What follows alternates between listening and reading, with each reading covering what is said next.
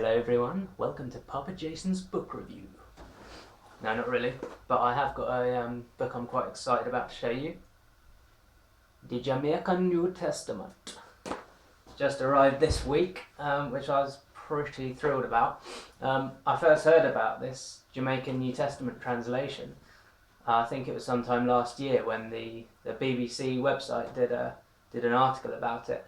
And there's a load of people who wish that the Jamaican language, or like this kind of patois, didn't exist. They said it should be got rid of for proper English.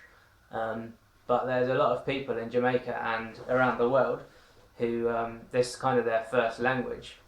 This pidgin or patois, whatever you want to call it, version of English. So I read a few samples of it. I downloaded a Kindle sample. And I thought it was really cool. Like, at first when you read it, it looks like a totally different language, like you won't understand it. But when you start looking at it and reading it out loud, then you start to get some of the meaning from it. So let me read you a bit, see what you think. I'm not really a master of languages, so I don't know all the different translations of the Bible, how they relate to this, but I do know that this hasn't been translated from an English version. They took the original Greek from the manuscripts and they translated it directly from that. So here you go, here's a little bit. This is Matthew 2, when Jesus is born, the wise men and Herod's reaction. Jesus did born in a Bethlehem, one town in a Judea. Them time there, Herod did a king in a Judea. Now, in a them same time there, some wise men from the east side did come at Jerusalem, and I asked, where the picnic did we born the other day? Picnic is baby, by the way, for some reason. Where the picnic did we born the other day? We fi come town king for the Jew people them. We see him star in the east, we show say him born, and we come for show him enough respect. Now when King Herod hear this bother him head, and it bother all heap of people in a Jerusalem too. Herod call everybody together in a one meeting, all of the head priests, and he demand them we teach Moses law, and he asks them a which part the Christ, the king we God promise, for born.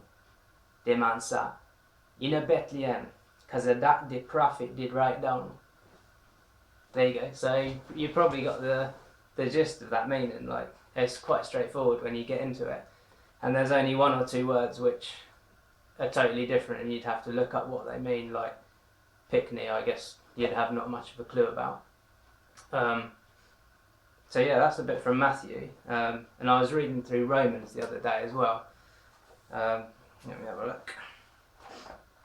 And there's some bits which quite nicely made me see verses in a different light. So take for instance the word grace, where the King James Version just says you're not under law but you're under grace, and you read the word grace maybe 10 times in a chapter of Romans and you can just skip over what it means. But they don't try and translate that as one word in this Jamaican version. They break down what grace actually means. So King James Version says, for you are not under law but under grace. The Jamaican version, see, the law can't save you. Uno got saved because God showed uno love, even though uno never deserve it.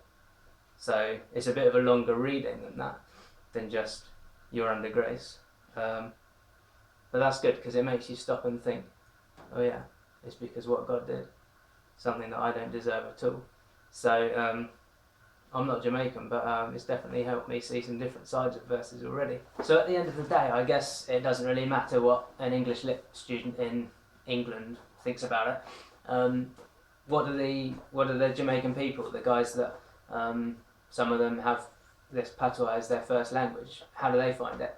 I've looked at some different videos on YouTube, and it seems to be quite a mixed response. Like, half the videos I've seen, people saying like, this is amazing, when I first read this I just cried because stuff hit me in a way that I hadn't got in the English version, and the fact that our language has been recognised and validated like this means so much to me. And then they went round a town and got random people to read it, and some of them couldn't read it at all and said that's a load of rubbish. So I think it's not a blanket thing that, well, this is the Bible for all Jamaicans, because I think a load of them will be a lot more comfortable in they're just happy reading normal English, of course. But I think there's a subsection who they're really grateful for this, and the work that the Jamaican Bible Society is doing is they've really recognised it and enjoyed it. So let me know what you think. If you're a native speaker of Jamaican Patois, then leave a comment and correct my pronunciation, please, by all means. If you're watching this on my blog, canterburywriter.com, then I might leave a link down at the bottom for where you can buy it on Amazon. Check it out.